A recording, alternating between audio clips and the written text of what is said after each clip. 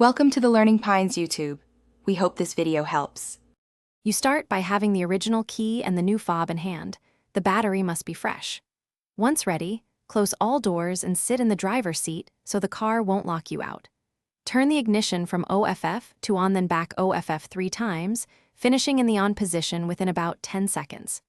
This sequence forces the car into fob programming mode so it will accept new key codes. Make sure dash lights behave as expected.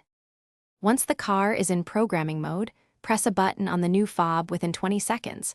Hold briefly to send its code to the vehicle. If you have additional fobs to program, press each one in sequence during the same programming window so the module stores every device. The system typically confirms via a lock cycle or indicator. Wait for that confirmation.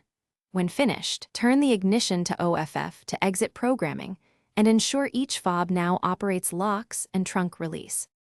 You finish by testing every function, lock, unlock, trunk, panic, at several distances to confirm range and reliability.